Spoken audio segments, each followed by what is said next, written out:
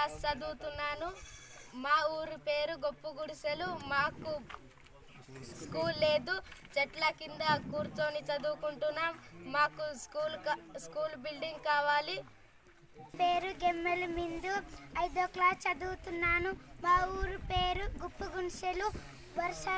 చదువుకోవడానికి మేము వర్షాలు వస్తే ఇబ్బందులు పడుతున్నాము. స్కూల్ బిల్డింగ్ కట్టించండి. ఇది మా పిల్లల పరిస్థితి. ఈరోజు ఇంతవరకు మా పిల్లలు చెట్ల కింద కూర్చొని చదువుకుంటున్నారు.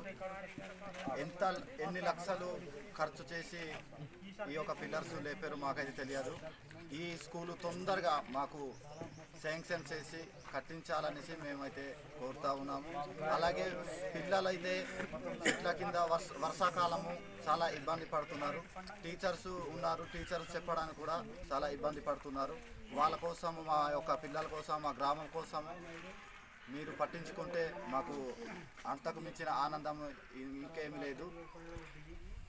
గెమ్మెల రాంబాబు, గొప్పగుడిసె గ్రామం, కుటుంబసారి పంచాయతీ, సింతపల్లి మండలం, అల్లూరి సీతారామరాజు జిల్లా అండి. చూసారు కదండి సార్, మరి ఇప్పుడు మళ్ళీ రిక్వెస్ట్ మేము కోరుతా ఉన్నాము. స్కూల్ బిల్డింగ్ కూడా మరి మధ్యలో కట్టి మధ్య వరకు పిల్లర్స్ లేపేసి చాలా ఇబ్బందిగా పిల్లలు కూడా చెట్టు కింద చదువుకోవడం అయితే చాలా బాధాకరమైన విషయం అండి. మరి తొందరగా ఈ స్కూల్ బిల్డింగ్ కట్టించి మమ్మల్ని కూడా మరి సహకరిస్తారనేసి మేమైతే కోరుతా ఉన్నాం సార్. ఎందుకంటే ఈ రోజున మరి చెట్లు కింద, పుట్టల కింద చదువుకోవడం చాలా బాధాకరమైన విషయం. ఎందుకంటే వర్షాకాలం అయితే రేకుల షెడ్లో ఊడిపోయి చాలా పాడిపోతుంది. కూర్చోవడానికి కూడా మరి స్థితిగతి లేకుండా అయిపోతుంది. తల్లిదండ్రులు మేము కూడా పండించి దీన్ని మరి ఖచ్చితంగా మమ్మల్ని కూడా స్కూల్ బిల్డింగ్ కట్టాలి. కమ్యూనిటీ హాల్ కూడా లేదండి సార్, మరి కమ్యూనిటీ హాల్ కూడా తొందరగా కట్టాలనేసి ఈ యొక్క బిల్డింగ్ గురించి మేమైతే చాలా మీ యొక్క ఉద్దేశపూర్వకంగా కట్టిస్తారనేసి మేమైతే మేము కోరుతా ఉన్నాం సార్. మరి గ్రామస్తులు, గ్రామ తల్లిదండ్రులు, ఈ పిల్లల తల్లిదండ్రులు కూడా మరి మేము పొందనైతే మేము అడుగుతా ఉన్నాం.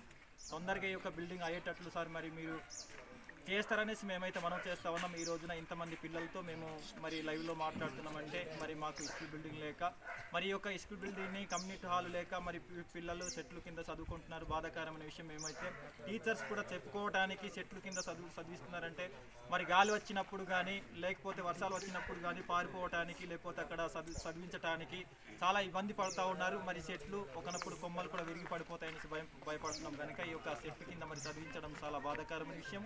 అందుకని మరి దీనికి స్కూలు మరి మమ్మల్ని కూడా తొందరగా కట్టి ఈ యొక్క స్కూల్ కట్టిస్తారనేసి స్పందన. దీనికి ఖచ్చితంగా మరి గవర్నమెంట్ వాళ్ళు, మరి కలెక్టర్ వారు కూడా మరి స్పందించాలని మేమైతే కోరుతా ఉన్నాం.